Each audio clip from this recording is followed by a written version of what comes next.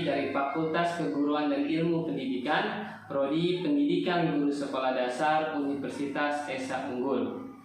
Pada kali ini, saya akan mempraktekkan keterampilan dasar mengajar atau micro teaching untuk menyelesaikan tugas akhir mata kuliah keterampilan dasar mengajar. Mari saksikan bersama-sama.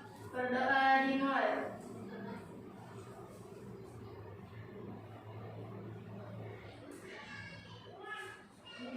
Berdoa selesai, memberi salam. Assalamualaikum warahmatullahi wabarakatuh. Waalaikumsalam warahmatullahi wabarakatuh.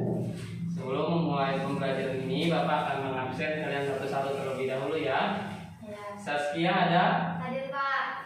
Mutiara? Saya Pak. Debbie ada? Hadir Pak. Baik, kalau sudah ada semua, kita akan belajar langsung tentang sumber daya alam.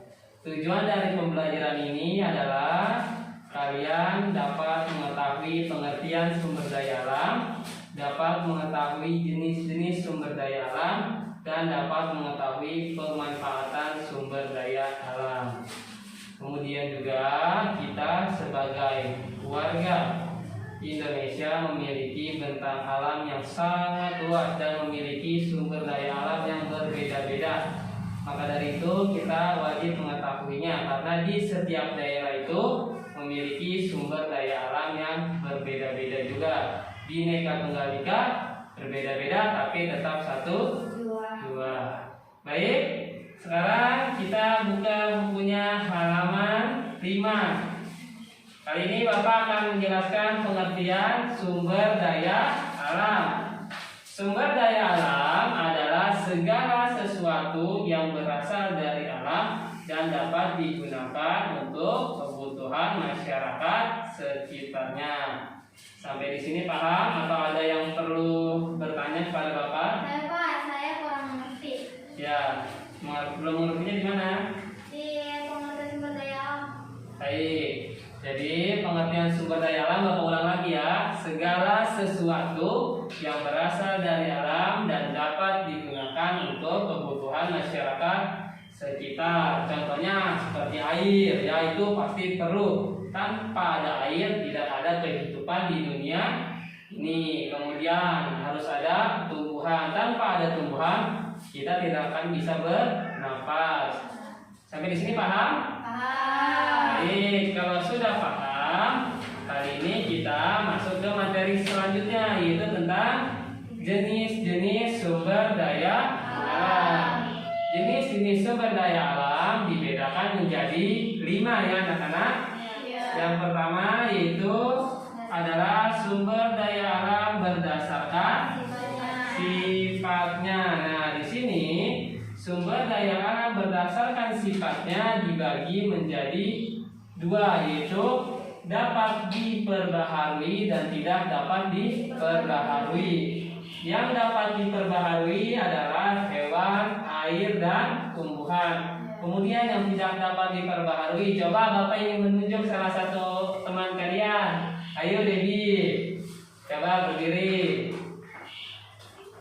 Ini contohnya apa Debbie? Emas. Ini Batu bara. ini Bintang. baik, ayo duduk. Beri tepuk tangan untuk Debbie.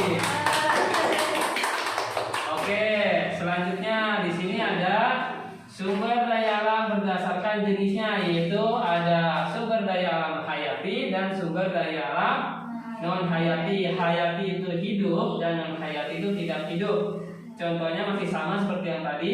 Di sini ada hewan, air, tumbuhan, kemudian ada emas, batu bara, dan intan. Kemudian berdasarkan lokasinya, yaitu ada sumber daya alam akuatik, contohnya adalah rumput, kemudian ada terumbu karang. Lalu ada sumber daya alam terestrial, di sini ada hasil hutan, contohnya batang pohon, kemudian ada batu bara. Baik, selanjutnya di sini ada sumber daya alam berdasarkan pembentukannya dibagi menjadi 4. Ada sumber daya alam materi, contohnya biji besi, kemudian sumber daya alam energi juga. Di sini ada apa? Batu Kemudian di sini ada sumber daya alam ruang, contohnya adalah relief gunung. Kemudian ada sumber daya alam waktu, contohnya misalkan di sini hujan sangat deras, maka akan terjadi banjir. Apabila musim kemarau, maka air sangat langka. Kemudian di sini ada sumber daya alam berdasarkan daya pakai dan nilai ekonomisnya, dibagi menjadi dua, yaitu ekonomis dan ekonomis. Contoh dari ekonomis apa Tiara? Emas. Dan dari non ekonomis apa Saskia? Air. Baik. Sampai di sini paham semua? Paham. Oke, kalau paham. Nah, ada yang mau bertanya atau tidak? Ada yang mau bertanya? Tidak ada. Baik, udah paham semua ya? Oke. Kalau sudah paham, kita lanjut ke pemanfaatan sumber daya alam. Yaitu pemanfaatan sumber daya alam. Coba lihat halaman. Tadi kan halaman 7, kita lihat halaman 10 ya. Kita lihat di sini pemanfaatan sumber daya alam dibagi menjadi dua, yaitu dapat diperbaharui dan tidak dapat diperbaharui. Yang dapat diperbaharui contohnya itu adalah sumber daya alam sungai yang dapat dimanfaatkan untuk mengairi sawah supaya tidak kering dan dapat menjadi pasokan air minum ataupun mencuci untuk masyarakat atau pemukim sekitar. Kemudian ada sumber daya alam yang tidak dapat diperbaharui. Coba lihat buku kalian. Ya, coba kalian lihat sama atau tidak? Sama ya, pasti ya. Di sini ada contohnya yang tidak dapat diperbaharui, itu adalah sumber daya alam minyak bumi. Contohnya itu bisa sebagai bahan bakar kendaraan. Baik, kalau kita sudah menyelesaikan pembelajaran ini, Bapak ingin mengasih PR kalian. Tadi kan halaman 10, sekarang buka halaman 12. Di situ ada PR-nya. Kerjakan bagian A dan bagian B. Kemudian dikumpulkan di pertemuan yang akan datang ya.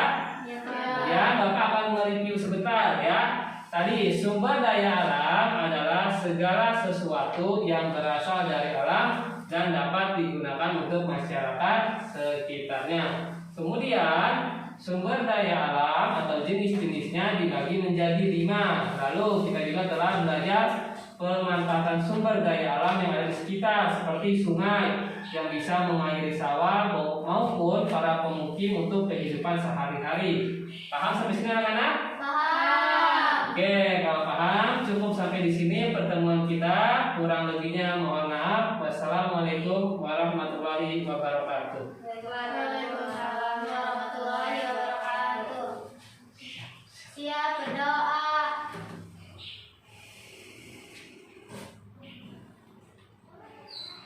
Selesai memberi salam. Assalamualaikum warahmatullahi wabarakatuh. Waalaikumsalam warahmatullahi wabarakatuh.